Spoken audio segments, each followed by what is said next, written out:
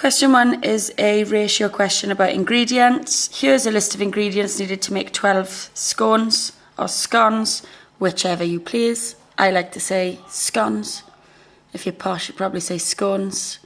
No big deal. Viv is making scones or scones for 15 people. She is making 2 scones for each person. Work out the amount of each ingredient she needs. Okay, so there's a recipe for 12 scones. Viv is making scones for 15 people, but that means she's not making 15 scones. She's making 2 scones per person, so she's actually making 30 scones. So we've got the recipe for 12. I need 30. So I need to work out what the scale factor is to get from 12 to 30. So to find the scale factor, I do 30 divided by 12, which is 2.5. It's a non-calculator paper, remember. Now I've got the scale factor. All I need to do is multiply each of my ingredients by the 2.5. So flour was 220 grams for 12 scones. I times that by 2.5, and 220 times 2.5 is 550. For butter, it was 40 grams. I times it by 2.5, that gives me 100. For milk, it was 150 times 2.5 equals 375. And for sugar, it was 2 tablespoons times by 2.5 equals 5. So work out the amount of each ingredient she needs. Flour, 550 grams. Butter, 100 grams. Milk, 375 millilitres. Sugar, 2 tablespoons.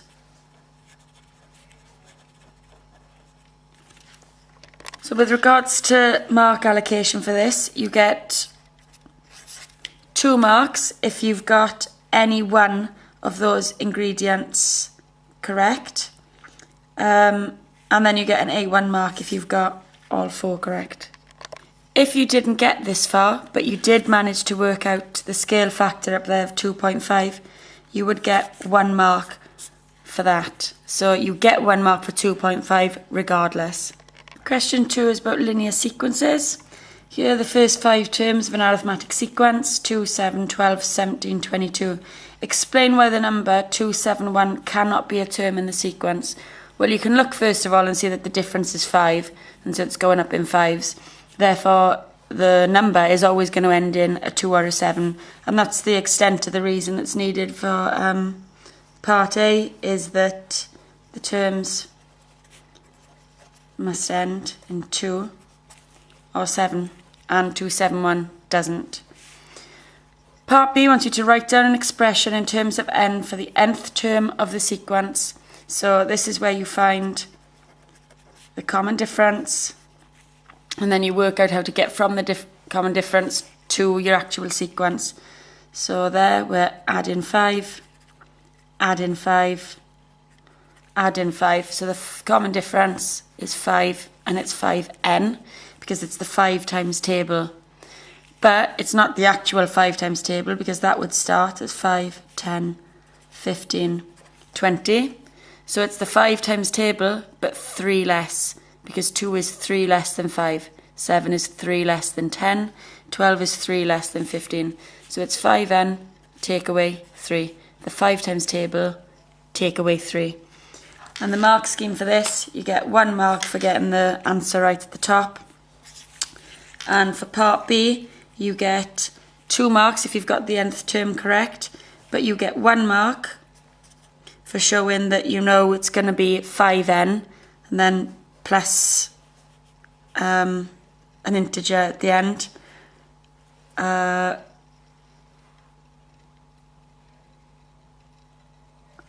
Where the integer is not equal to -3, so 1 mark for the 5n, the second mark for the -3.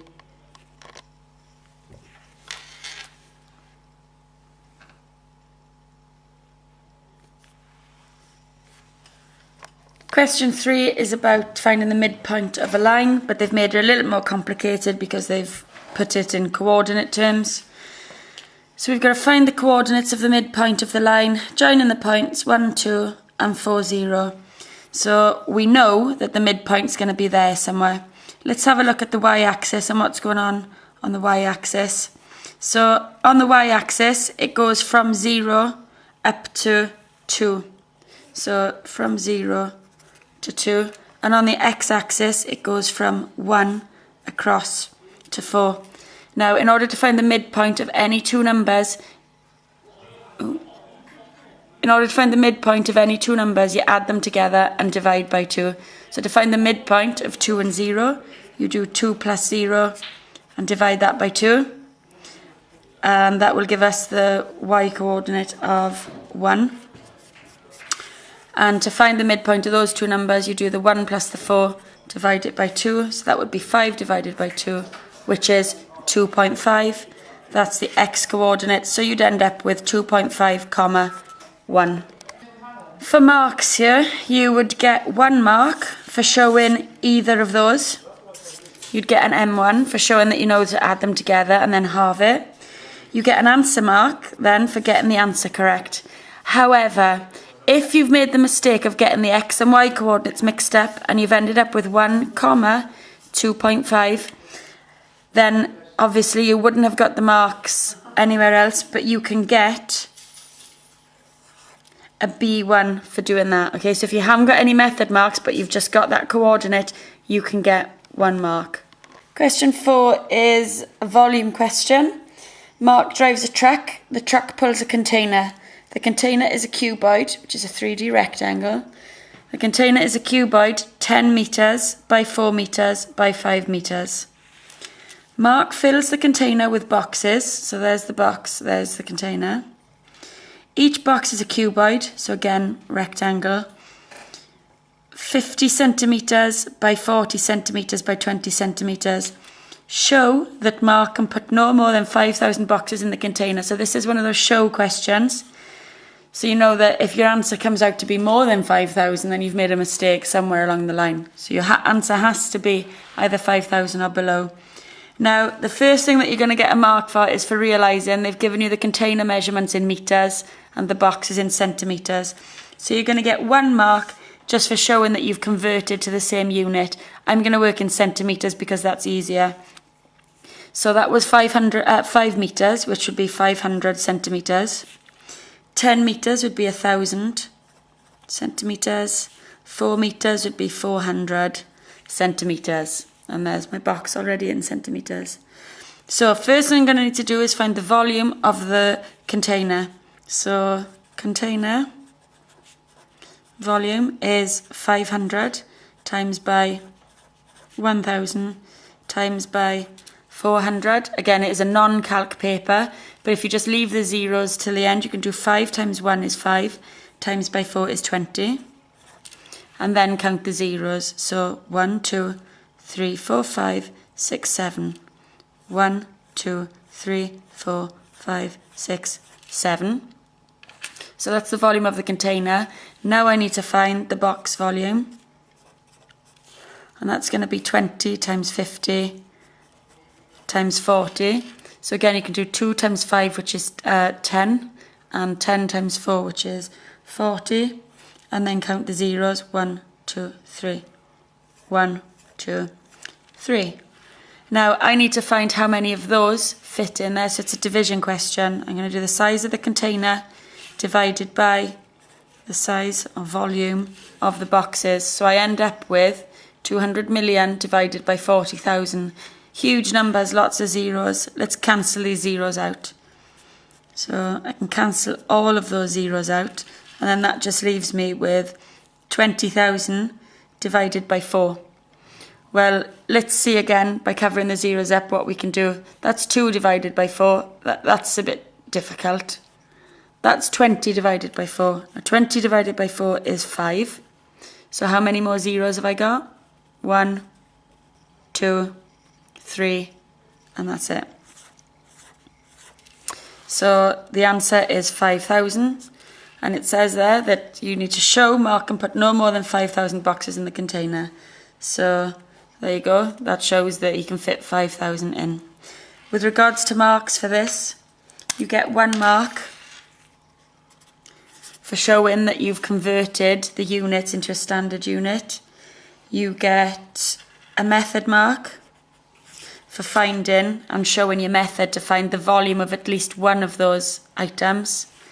You get a second method mark for dividing them. And then you get the third method mark for ending up at an answer that shows what they wanted you to show. Question 5 is a simplification question in algebra.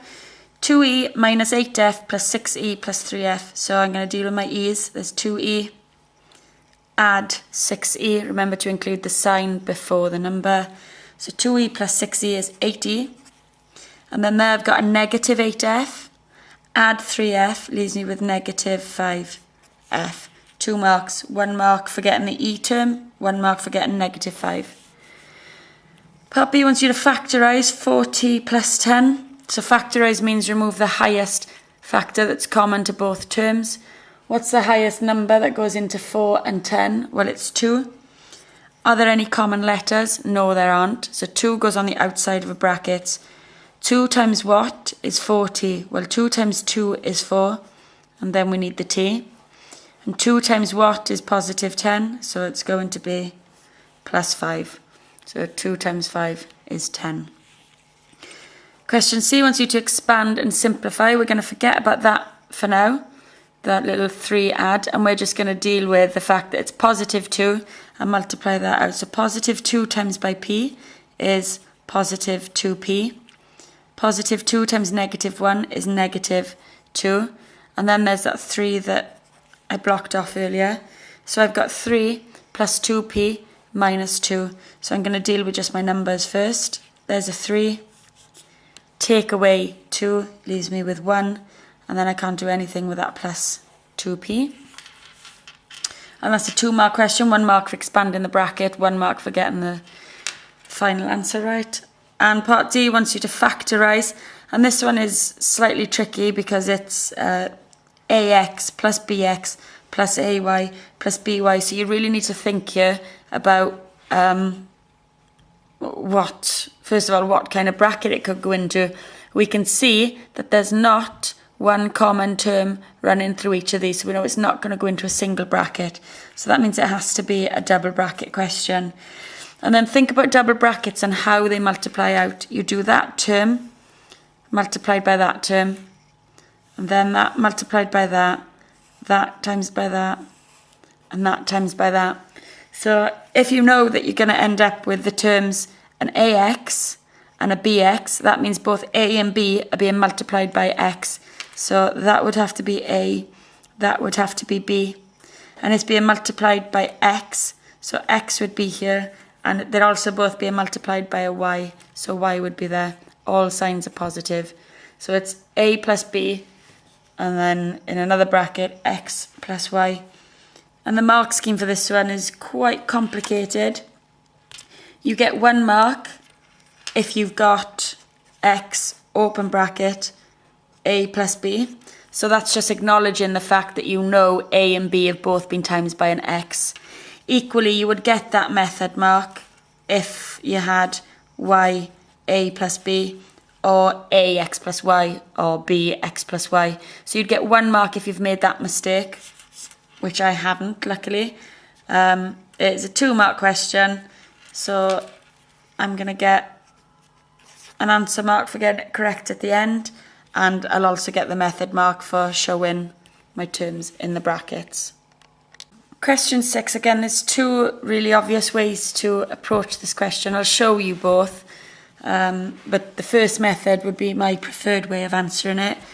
John earns £30,000 each year. He knows that 20% of his monthly pay is deducted each month. Now, it doesn't matter the fact that it's deducted each month. The 20% is going to come off his pay at the end of the year as it would do every month. Okay, the amount is just going to be a greater deduction at the end of the year. Work out how much money John has left each month after this deduction. So the first thing I'm going to do is find what 20% of 30,000 is. So I'll start by finding 10%, which is just dividing by 10. So 10% is going to be £3,000. Therefore 20% is 2 lots of that, which is £6,000. So they're my deductions per year. So there's a £6,000 deduction per year. Work out how much he has left each month. So after the deduction, he got £30,000 every year, and I need to take away the £6,000 of deductions, which leaves John with £24,000 per year. Notice I'm writing per year at the end of each of these just to try and mark out my journey through this question. If I want to find out how much he gets a month, however, I need to realise that there are 12 months in every year, so it would be 24,000 divided by 12 equals £2,000. And whether or not you realise £2,000 a month is an awful lot of money, so John's doing very well in whatever he's getting this money from. Now, the alternative method, which I'll do up here, is going to be to, first of all, if you know he's getting £30,000 per year, some people may want to divide it by 12 right at the very start to find out how much he gets per month. This makes your numbers a little less easy to work with. So before deductions, he's getting £12,500. And then when you find the 20%, which would be £500, you would then do 2,500. Take away the 500, leaves you with £2,000 per month. But like I said, the red way is my preferred way of doing it because the numbers are easier to work with. How marks are allocated for this, and it's a 3-mark question. You get 1 mark for showing a complete method to work out what 20% is. You get the 2nd mark for subtracting it from your amount, and you get the 3rd mark for getting the correct answer. And the same applies at the top. You get 1 mark for showing that you're doing it per month. You get 1 mark for 20%. You get 1 mark for the deduction. Question 7 is a conversions question, and I'm guaranteed to pronounce every single word in this question wrong because it's French. So Caroline is driving her car in France. She sees this road sign. Caroline is going to Rennie's. Blatantly not pronounced Rennie's, but I'm going to call it Rennie's. So she's going to Rennie's on the N12. She stops driving 10 miles from the road sign. Work out how much further Caroline has to drive to get to Rennie's. So this is Rennie's on the N12, and it's 60 kilometres away. Now, as in the previous question about centimetres and metres, this is all about kilometres and miles. So you're going to need to know the conversion, and the conversion is 5 miles is 8 kilometres. Okay, so the fact that here she stops driving 10 miles before the road sign is quite nice for us, because as long as you know 5 miles is 8 kilometres, then you know 10 miles is going to be 16 kilometres. So the distance originally was 60 kilometres. We need to take away the 16 kilometres that she stopped short, and that leaves us with 44 kilometres. Now, it's a 3-mark question. You get 1 mark for having the statement that 5 miles is 8 kilometres. You then get the 2nd mark for showing that you know that that means it's 16 kilometres. And then you get an answer mark for showing that it's 44 kilometres. You could have also had the answer in miles, which would have been 27.5 miles. But in this case, it was just so much easier to convert to kilometres.